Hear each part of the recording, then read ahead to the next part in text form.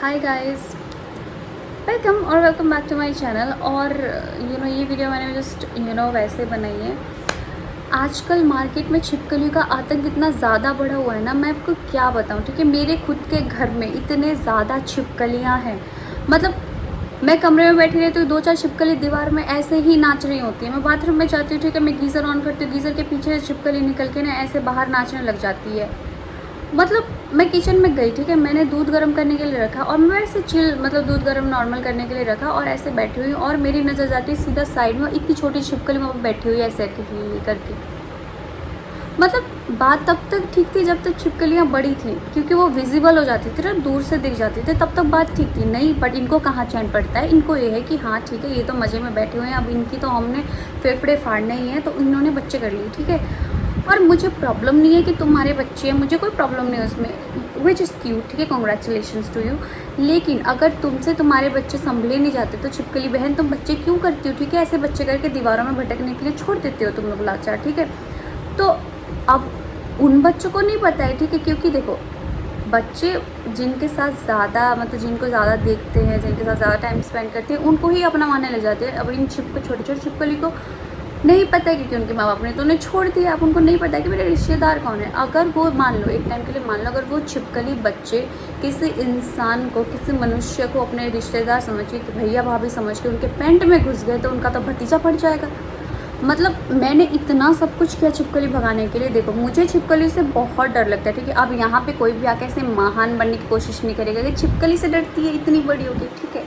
दुनिया में ऐसी कोई चीज़ होगी जिससे तुम्हारे भी फेफड़े फटते होंगे, ठीक है, तो ज़्यादा इतनी यहाँ पे आके महान बनने की ज़रूरत नहीं है।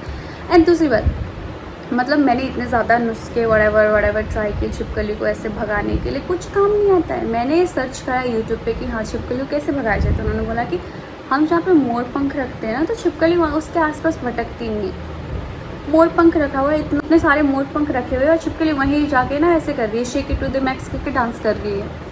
मतलब इनको शर्म नहीं है, मेरे ही सामने कम से कम मेरी इतनी इज्जत रख देते कि मैंने डर के मारे वहाँ पे आके मोर पंख रखा है, तो तुम थोड़ा मेरे जाने का तो इंतज़ार करो ना। नहीं, आके मोर पंख के इधर आर पार हो गए ना, shake it to the max कर रही है।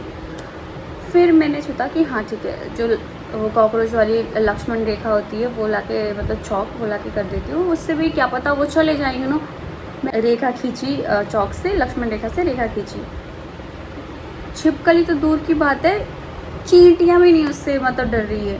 तो मैं समझ नहीं आता मैं क्या करूँ, ठीक है। अगर हमारे घर में जितने भी छिपकली है, छिपकली समाज के जितने भी छिपकलियाँ मेरी वीडियो देख रही हैं, प्लीज़ कृपा करके हमारे घर से बाहर चले जाएं आप, ठीक है।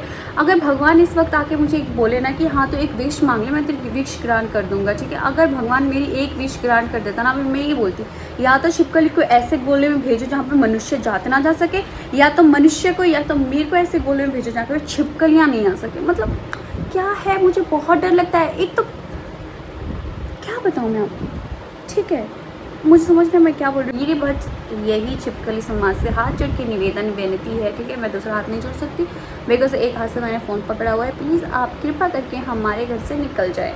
और हाँ, अगर आप लोगों को पता है कि बिना हार्म करें, उनको नुकसान पहुँचाएं, बिना छिपकली को कैसे घर से बाहर निकालते, तो प्लीज़ मेरे को बताइए। मेरे को बहुत ज़्यादा ज़रूरत है, सख्त ज़रूरत है।